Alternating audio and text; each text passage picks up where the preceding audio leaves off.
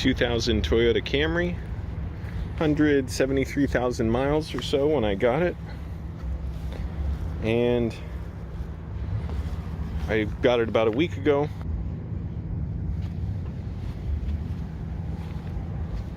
And thinking about what a good purchase this car was, how happy I'm with it, I'm going to talk about my tips for buying a used car, or really any car, because any car you get, I say it should be a used car. Hello everyone, Angelo here. Been living in my car for a year, 6 months in Virginia now, actually about 7 months in LA. And I'm in my 2000 Toyota Camry. I love it. I bought it about a week and a half ago, I guess. And I thought about, the process it took for me to get the car, and how can it be helpful to other people. I went through, disturbing experience. I was sleeping in my car one night, my Honda Civic. Somebody just crashed into it. I just woke up and I was hurting. I was thrown against the steering wheel. My car was knocked down the street. It was destroyed. And then I knew I had to go looking for a car, and I was worried about how to go about it and how my money was going to go quickly, paying for the rental, and the insurance coverage expired for it. And then testing out cars, making sure they're good, making sure I'm not just looking at a bunch of lemons. So in my mom's, as she says it, suck a lemon. I'm talking about tips I learned. What the fuck is on my face? Stringers. Tips I learned about buying a used car from talking to others, from researching it, from watching a lot of Scotty Kilmer videos. I believe that's key. That should be mandatory education in classrooms. Watch Scotty Kilmer videos so you don't get suckered into buying a crap car, and so you don't even feed into companies that make junk cars that are cheaply made, where they're trying to make as much money as possible from as cheap construction as possible and bad design. And what I've learned is also based on bad experiences buying cars. I bought 2 cars before this, and both, I'll get into what happened and how basically I was uninformed. I was ignorant. I didn't know what to do. And so I kind of rushed into buying some cars that weren't so good, or really one was good, but I sort of didn't get a good deal on it. So first of all, let's get some basics out of the way. Buy from a private seller. Don't buy from a dealer. Dealers are there to rip you off. Think about it. Why do dealers exist? How are they working? They're basically middlemen. They're there to get as much money as possible for their business. They buy used cars. They might fix them, might not. And then they're there to sell it for as much money as possible. That's what they're good at. That's how they make their money. A private seller might just be selling the car just because they want a new one, or because they no longer can use it. Maybe they're too old to drive it now, or they're taking public transportation, they're moving. So get it from someone who's not just trying to get as much money as possible out of it. You look at what dealers charge. You look at the crap they charge for dealers' fees, dealer markup, all that stuff. They say the car is one price, and then they say, okay, yeah, this is the price for the car, $6,000. But then, okay, you add in the dealer's fees, you add in the warranty or safety inspection. You should get these upgrades for sure. Okay, yeah, the car is this much, but if you want the bumper on it, that's another $500. Or what? Everything they try and package in to basically extract as much money as possible, and nowhere in that is included a good value. And also it has to do with the way the laws are set up, why dealers sell cars. Think about, why can't you just buy a car direct from a company? Tesla's been trying to do that, and I'm not going to recommend buying a Tesla either, even though I used to absolutely be in love with them, because what I've learned too about them, makes it not such a great deal. Admittedly, they're very good cars in lots of ways, but anyways, this is more for a poor person's guide to buying a car. And also, Teslas are made out of incredibly cheap components. I've heard from people who work on them. They basically said Tesla wants to buy the absolute cheapest parts possible, and when they break down, it's kind of iffy to get good service on them. Some people have great experiences, some people don't. So it's tough because there's no real, think about it, you can't go to a regular mechanic, so you got to rely on Tesla, and they have a system set up where it seems like it's getting better. But anyways, this is for people buying lower priced cars who want them to last a long time. If you just want some fun car, this video isn't for you. So First car I got was a 1995 Mitsubishi Galant, and the year was 2009. I bought it from my boss at my job because I didn't know any better. So it's funny, I went to look at it. I didn't know to test drive it very far. I just drove it around the neighborhood on our lunch break. I looked under the hood. I had no idea what to look for. I'm like, well, the engine's there. That's good. It barely could pass inspection. I had to pay like $200 some because I was so eager to get it. And it was a fun little car for sure. It was very fun to drive. And it was leaking oil because Mitsubishis leak oil a lot. I was practically filling up the oil every week. Not practically, I was. Bought it for $2,000, lasted a year. So in that case, you look at what went wrong. First of all, I didn't even do any research. I didn't look into what cars are dependable, reliable. Don't bother looking on Kelley Blue Book. I mean, you can, look at it just to know what you can expect people to charge, but even that in like Edmunds, a lot of car companies own these, car buying guides. So think about it, there's no real price for a used car. So think about it, there's no real price for a used car. It's whatever people say it is. So companies, of course, they want you to spend more at dealerships, and they'll say, oh, this is what this used car goes for in this condition at a dealer. It's pointless. It's whatever you want to sell it for. That car lasted about a year, needed a ton of repairs, and then when I got a job that was a couple miles away from where I lived, I was like, well, I should get it looked at now and see if it needs any other work so that it lasts on my commute. And the Goodyear I brought it to said it was going to require something like $2,000 or $3,000 in work because the radiator hose had never been replaced. That was about to burst. It needed some other major work, and it was still leaking oil. So if I'm driving it further every day, that's going to be a disaster. So I decided, okay, I want to get another car right now. I brought it to a Mazda dealer, traded it in for $1,000, and after sitting there all day, I've charged $800 on my credit card for a down payment with the $1,000 for the other car that I'm sure they were probably going to auction off and get a lot more than their $1,000 for. I ended up getting the 2005 Honda Civic with 59,000 miles that I drove for 10 years. So first of all, Hondas, good cars, reliable. That's something I knew about Honda Civics. Hondas and Toyotas, the most reliable cars out there. And of course, Honda makes Acura, also very reliable. And then Toyota makes Lexus, also very reliable.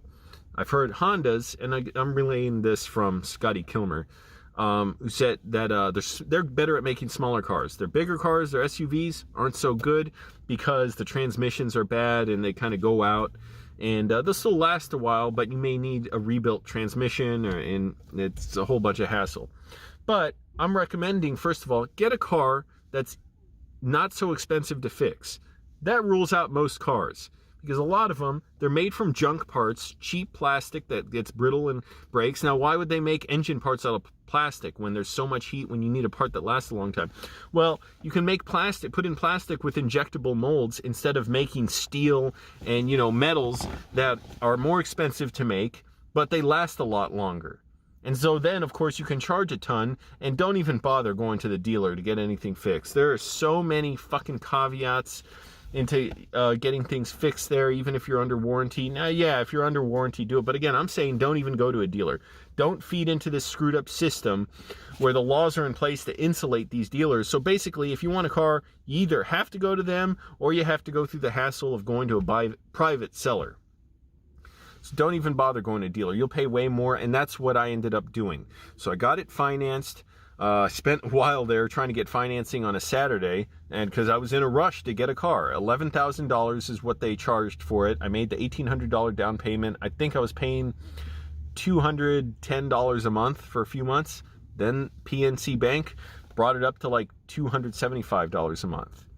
And I was paying that for about 5 years, till 2014 is, when I made my last payment on it. Now, the car ran great for the most part. I got the timing belt changed at around 100,000 miles.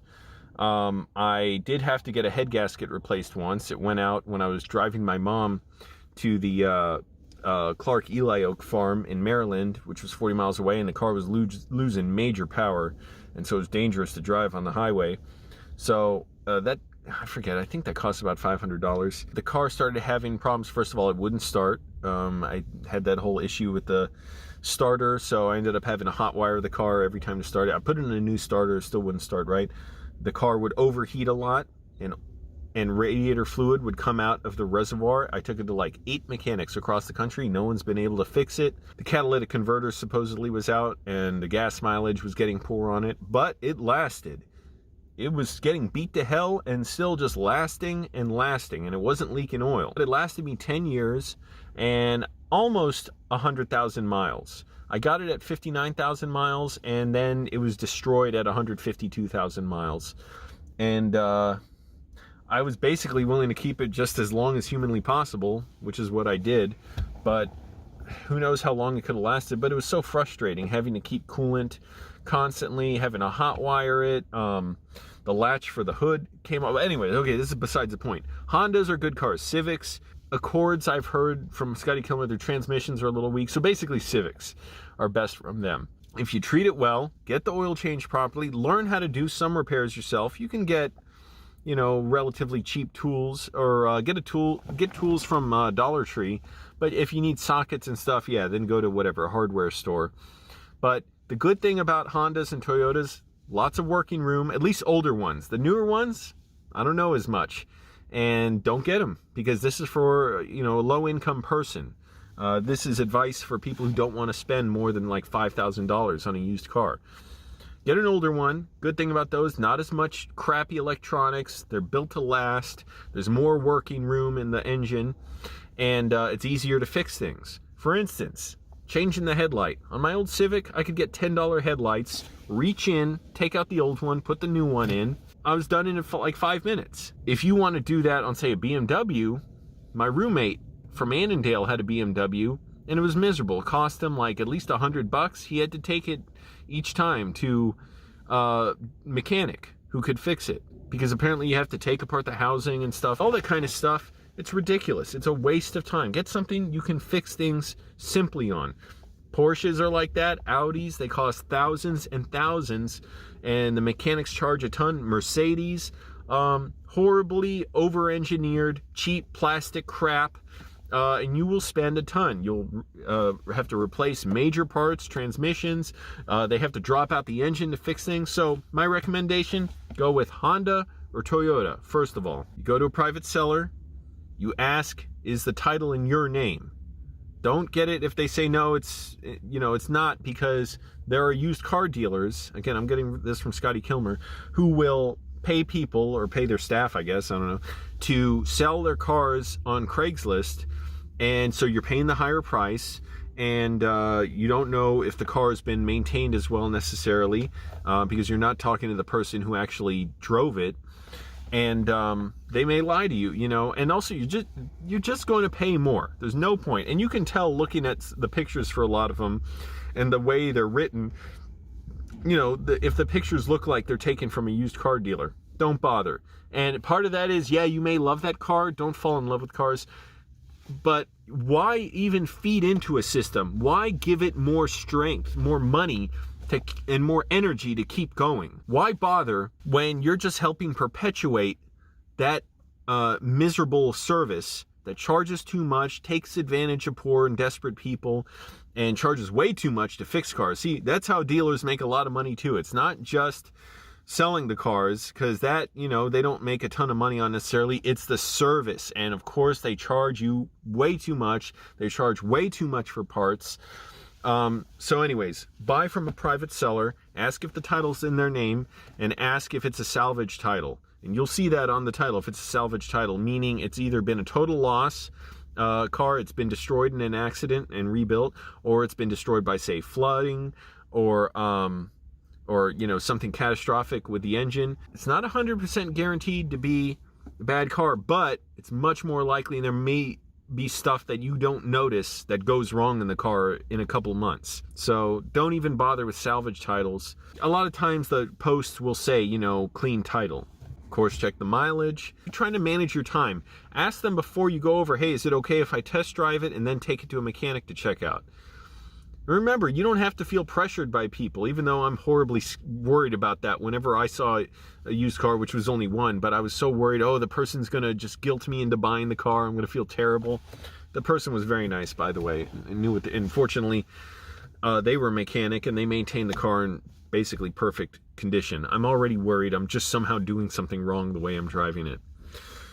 Of course, it's got a bunch of weight in the car from all my water bottles and whatever. It's got a big gas tank, too, this Camry. $40 to fill up just like 3/4 of the gas tank, but then I don't have to fill it up for a while. When you go look at the car, check the radiator fluid, make sure it's not discolored, make sure it's at a good level, check the oil dipstick, and make sure, first of all, the oil doesn't look too dirty or sludge-like, and then also make sure there's nothing white on it, any milky fluid, because that could mean coolant's leaking from the head gasket. It could also mean that they just don't drive the car much, and there's water that builds up in the engine, and when you drive the car, of course, the heat burns it up. So it could be that, you know, ask them, like, how do you drive it? How much do you drive it? You know, and make sure you look at the car skeptically. Assume there's something wrong with it. Look under the car, get like a little hammer, or what I did, I just had my tiny screwdriver and I put the handle and I just said, okay, I'm going to tap around to see if there's any of the undercarriage flaking off, because that could mean serious damage to the car. And the guy was laughing because he's like, no, that we don't have that around here in California. Maybe in other places, yeah, like you know, North Dakota or something. I said, I'm from Virginia, yeah. And he's like, yeah, but here there's no, think about it, no snow, no salty roads, there's no you know, stuff, gravel, rocks put on the roads to treat them for snow that gets kicked up under the car. So, and sure enough, it was basically perfect underneath. So I was like, damn, I thought maybe, you know, if there's something I notice, I can get the car for a little less. I can get them down in price. Feel around the edges and look at the edges under the car. See if anything's been repainted, and ask about accidents. Because if it has been in an accident and they don't tell you, you may notice, or even if they do tell you, you will notice different paint colors underneath from where stuff has been replaced and repainted, but not repainted all the way. Same thing, feel along the trim, not trim, what is it, all the edges of the body on the outside, feel for any give. You also want to let them know, like, hey, you know, you're taking this carefully, feeling for any replaced body parts from accidents, and, you know, ask them why they're selling the car. You want to know, ask for maintenance records, and if they don't have them, I don't suppose it necessarily means, you know, don't buy the car. Because you can still get it checked out by a mechanic, and they can check for error codes if you're buying from a car from like 96, I think, or later, that has the, what is it, onboard diagnostic, OBD. I always get it ODB mixed up with that. It's the different thing. They can check, you know, if there's been any error codes for thousands of miles going back, and this car, they said there wasn't. The car's been maintained great. Then test drive it. Ask the person if they would, or a friend, get in the car, turn on all the lights and stuff, stand outside, look at them, the turn signals, headlights, fog lights, rear brake lights, and ask them to turn them all on. Then take it for a test drive. I'm trying to think if I forgot anything so far. Take it for a test drive. Test all the windows going up and down, test the wipers, rear view mirrors, the left and right side mirrors, see if those work. Check the air conditioning, the heat, let the car go for a while, and then turn on the heat full blast and the air conditioning. Check all the different settings on the air conditioning. Even check the radio. And also, when you check the radio, I forget who told me this. May have been a guy I know. Press the buttons on the radio to see if the stations are preset. If they have presets on the radio, that's a fairly good indication that they haven't disconnected the battery and reconnected, or no, it's not. If there's preset radio stations, it's a fairly good indicator that they didn't do something. If they didn't clear the preset radio stations, it can be a good indicator that they haven't cleared any error codes from the car, and that they're not trying to hide something that's wrong with it. Also, get the Foxwell scanner or some kind of scan tool, and you can plug it in yourself. I have one of them that I've shown where you plug it in underneath the dashboard. There's the little, it's like a computer port with a bunch of pins. You plug it in, run it, see if there's any error codes, and then if there are, look them up on your phone, see what they are, see if they seem like something major, and let the person know you found them. And Ask when's the last time they had it checked at a mechanic, and if you're still comfortable with it, depending on what the codes say, then take it for the test drive. About 15 minutes city, highway, 15 minutes city. Try and get it up to speed. See how it handles. You want to see, does it turn? Like, does it, naturally veer one way or the other?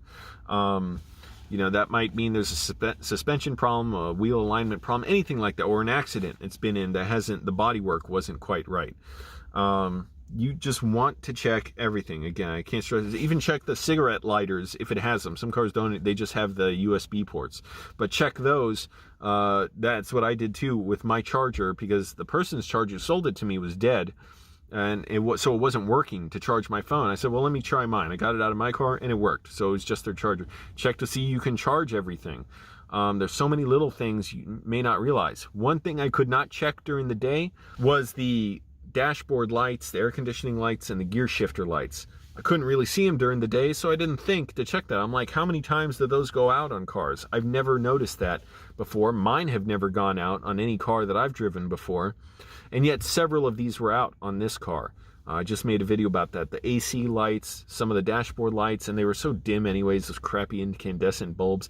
The incandescent one up here, the gear shifter was dead. The crappy incandescent light in the trunk wasn't that bright. So I bought some cheap LEDs. You can get a pack of them online, pretty cheap, like 10 bucks. And I think it was almost like another 10 bucks or so for shipping, whatever reason. It ended up being like almost 20 bucks for each one, because they're two different sets of lights. But with those two sets, I was able to put in a bunch of new lights, put it in here,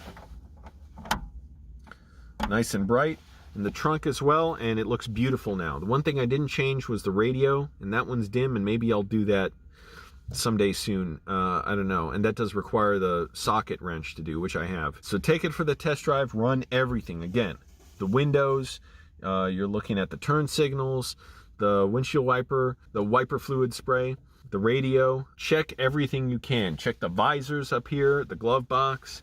Slide your seat back and forth. Slide it back. For me, I sleep in my car, so I had to check, does it go all the way back? If all that checks out, call around to local mechanics, say, can you give it a thorough test? Road test it and check for error codes. Error codes have been cleared. I'm interested in buying the car. Take it there. So I took it there. To one, they said oil was leaking. They said it might be $1,000. The guy I bought it from said no, they don't know what they're talking about. It's leaking, clearly leaking from here, like a valve and the engine mount. Engine mount's busted. I can replace those. He took about a day to do it. He did it and it worked fine. We brought it to a mechanic. Mechanics gave it his approval. Mechanic said, yeah, it looks great. No oil leaking, and the car's been maintained excellently for years. There's no cleared error codes. And so then, you could get a cashier's check from the bank if you're interested in buying it. You still don't have to buy it if you don't want to, but I thought this was great. $2,300 I got this. Would have liked to pay a little less. And also remember, you're going to pay taxes too. So thank goodness I had money left over from the check that I got from my insurance company. I paid $500 for the rental after their coverage expired. Bought the car $2,300. I offered to get a cashier's check, bring the guy to the bank with me, get it notarized. Turns out in California, you don't need it notarized. It was taking a while. We didn't have a bill of sale printed out already. He's like, well, yeah, you guys need that. I said, can you print it out? He said no. And so I ended up just getting the guy cash. It's good enough. Wrote up a bill of sale myself with the VIN number. And also you can look up, for model cars, there's some website, I forget now, but Scotty Kilmer's talked about it. You can look up any recalls that have been necessary for a car. So if you're curious about that too, if you want to know, you can look it up and it's free and you don't have to register for it. It'll say any recalls that have been around for certain cars. I went to the bank, got the cash out. He gave me the title, signed it over to me. I gave him the cash, wrote a bill of sale myself instead of printing it. I wrote the VIN number, said it was $2,300, wrote my name, his name, he signed it, I signed it, the date. I said, here, take a picture of it. I took a picture just for my own security as well, because you should have a bill of sale for any car you get. And he detached his part of the title. Some states you do need notaries, by the way, so just look that up for your state if you need a notary for the bill of sale for your car. And notaries are easy to find. You go to the banks, they have them a lot. You need accounts at a lot of places where you go. Or like those like mail shops, like UPS stores, a lot of those have notaries as well. They're not that, and they don't charge much. Maybe charge 10 bucks or something. I had to go to the DMV, get the car registered to me. Oh, also, before I even did that, that night, before I even drove the car, called my insurance company and got the car switched over to my insurance, and fortunately it was a lot cheaper than my old Honda. This one, the insurance is like $110 a month. My Honda Civic in California was like $140 because California's super expensive. I was paying $70 a month in Virginia. DMV, it took about 90 minutes or so. I went pretty early in the morning on a Saturday. Fortunately, it was open all day, this one, but it's a pretty simple process. I paid $234 in taxes or so, so it's good to know, you know, remember, you're going to pay taxes on the car. Got the registration changed over, and that was that. I was ready to go. So as far as the last thing, as far as specific models I recommend, Honda Civics, Toyota Corollas, Honda, I think, Toyota Matrixes, except for there's one Scotty Kilmer says don't get. But Toyota SUVs I've heard are really good too, and pickup trucks. So a lot of different Acuras and Lexuses. And again, just check all those things that I talked about. Oh, also check the PSI on the tires as well. Ask when the tires were purchased, how many miles are on them. I did that also for this car as well. The guy said it had a Walmart warranty. I hit a nail in the car a couple days ago, and the tire was slowly leaking air, or pretty rapidly leaking air. So by the end of the day, it had like 10 PSI. I'm like, what the hell? I tried calling Walmart. They wouldn't pick up. I didn't have the receipt in the car. He said it was here from Walmart. I'm like, the closest Walmart's like 16 miles away. Not worth it. I went to a tire shop around here. They charged $25 to patch it up. Last thing is, they did say the struts on this car are all torn up, and they showed me. I'm like, son of a bitch, they're right. I thought they had to be conning me to get money because I just got the car checked out. So maybe specify as well, hey, look at the suspension too, to the mechanic, you know, everything like that, the bushings, all that stuff, just to know, because you might still want to buy it, but at least that gives you room to say, okay, well, I'll buy it, but I'm going to have to do a bunch of work on it, so let me get the price down. If I had known that, maybe I could have. Either way, I didn't want, you know, I'm glad it worked out the way it did. I don't care about the money. Money means nothing except for what I need to survive. So right now I cannot spend the money to get the struts fixed. But you know, when I do, I'll be glad to do it. And for now, I'm just trying to, you know, not hit those.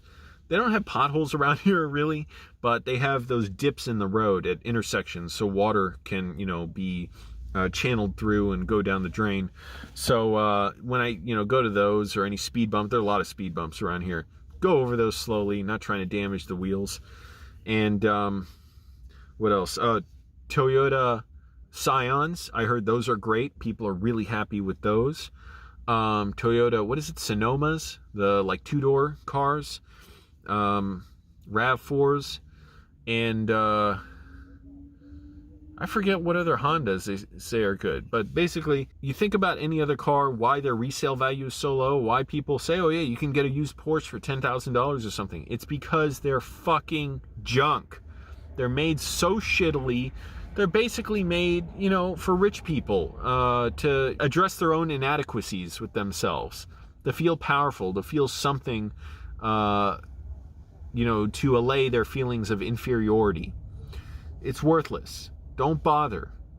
Even if you had the money and you're rich, don't spend money to contribute to that system that enlarges itself and tries to snare up, you know, less wealthy people who can't afford that stuff. And why? Why, you know, feed into the waste, the absolute waste of time, money, resources, to pay thousands and thousands. I mean, you'll literally spend like $5,000-$6,000 fixing a Porsche or an Audi for something that's relatively simple, because they're made crappily. You got to drop the engine out to fix them a lot of times. They require a lot of specialized tools. A lot of mechanics won't work on them, and they break down so easily. If you want a car that lasts a long time, drive it well. Don't slam on the gas. Drive reasonably defensively. Don't slam on the brakes. You know, I try and accelerate gradually, brake gradually, let people around me drive badly, and turn, you know, like sensibly. Don't, you know, take really hard turns.